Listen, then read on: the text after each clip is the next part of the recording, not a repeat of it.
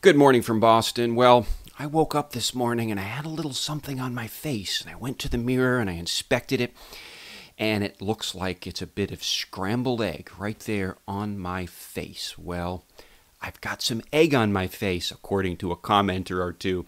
I did make the suggestion, at least in the cover photo and to one of the headlines that I actually changed a couple of hours before the match, that Novak Djokovic could do really well at Indian Wells.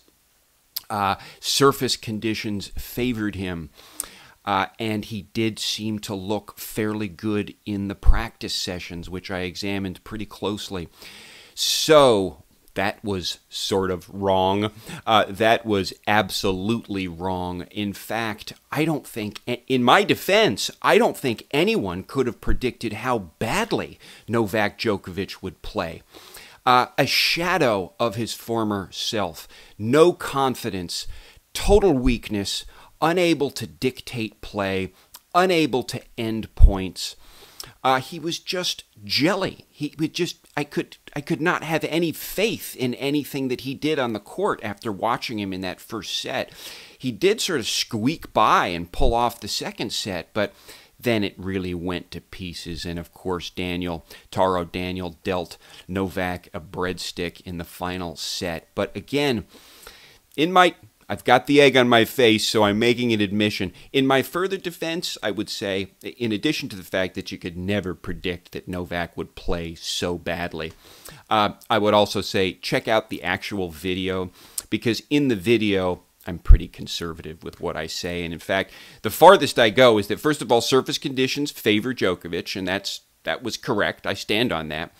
But also that in the event that Djokovic was able to get to the final, I stated in the last video, then Federer fans would have a big problem on their hands. And I stand on that proposition too, because if Novak had gotten to the final, that would, of course, been the old Novak. That would have been the real player that we're used to. But this man that stepped out onto the court yesterday was not Novak Djokovic. And the big question that I have for you guys is Novak Djokovic done?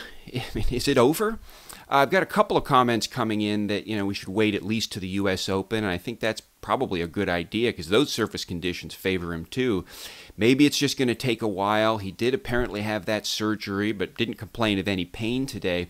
He did say that he was just playing cautiously. He couldn't take any risks because he in the back of his mind he was a little concerned about his injury and kind of re-triggering the pain and didn't want to. So maybe that explains it, but I do think there's something underlying here, something psychological. Something has happened. He's just not the same player anymore, and I'm beginning to have doubts based on the match yesterday. And again, we didn't see this at the Australian Open. The Australian Open wasn't quite the full Novak, but at least it was the same player that we're sort of used to. I mean, yesterday at Indian Wells, that was a completely different player. That was a very mediocre, basically novice player. Djokovic himself said that he felt like that was the first match he'd ever played on the professional tour. Well, if that's the case, it's going to take him a few years to get back possibly to the level he was before, and by that time he might be a little too old to do it. It's unclear, but drop a comment. What's going on with Djokovic? Is he going to be back at all?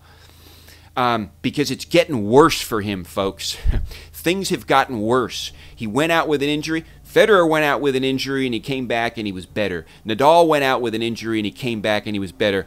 Oh, goodness, the egg fell off my face. Well, I hope that's indicative of the actual reality of the situation, but let me try to get that back on. For those of you who want to give me a hard time, I want to make sure I've got this.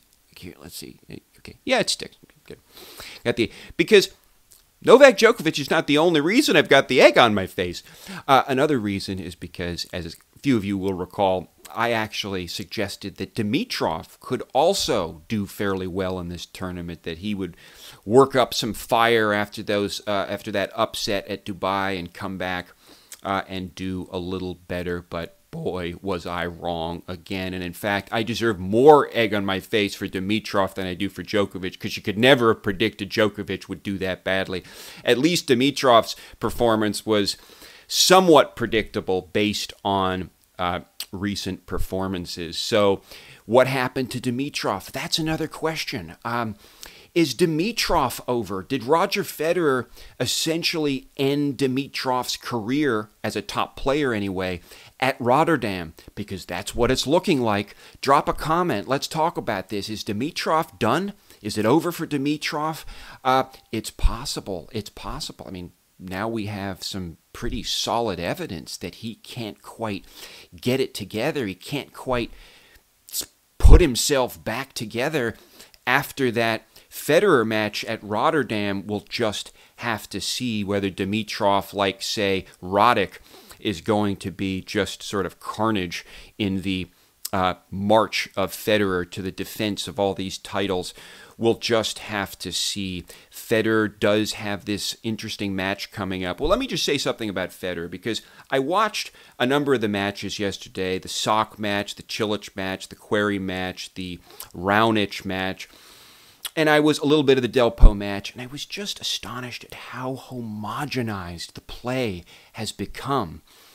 It's just this baseline play back and forth, and nobody has the sort of, for lack of a better term, balls to get offensive, to attack. I mean, there's a little of that going on with some of these players, and of course the earlier rounds are not good indicators of what will come necessarily, because they're just getting warmed up. There was a lot of just very average tennis being played yesterday by Sock, even by Cilic. Cilic struggled quite a bit yesterday. He was able to squeeze out of that match, but he struggled.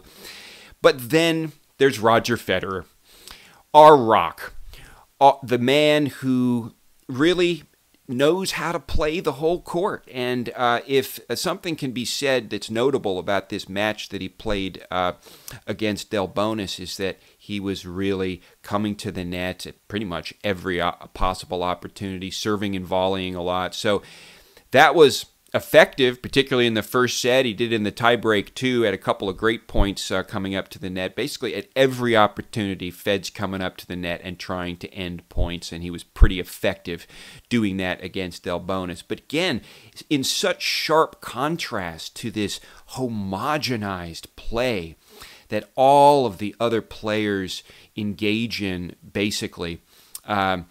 Misha Zverev, of course, one of the serve and volleyers, is out of the tournament. He was upset. So the homogenized players are taking out the servers and the volleyers. But listen, it was a disappointing day yesterday for Novak Djokovic fans, for sure. I'm not really a Novak Djokovic fan, but I did kind of make that suggestion, so I wanted to watch the match closely. I did have this feeling that he could do better, but he really disappointed. So let's talk about this.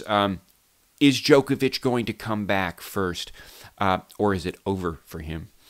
And then second, Dimitrov. Did Federer just end his career at Rotterdam? Two basically first-round exits in a row for Dimitrov. That is a real troubling scenario for him. But in advance of this match that Federer will have later this afternoon with Krajinovic.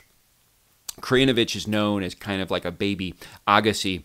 He does have that kind of aggressive baseline game. So it could be an interesting match for Federer, who is also kind of just getting warmed up. But what will, of course, differentiate Federer from the pack and from Krajinovic in particular is this all-court game.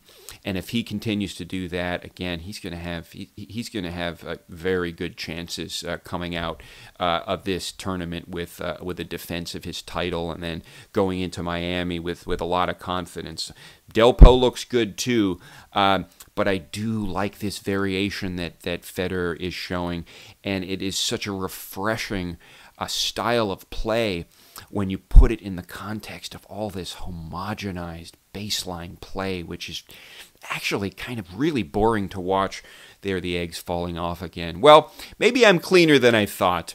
Well, those are my 2 cents. I'll probably post a little more this afternoon.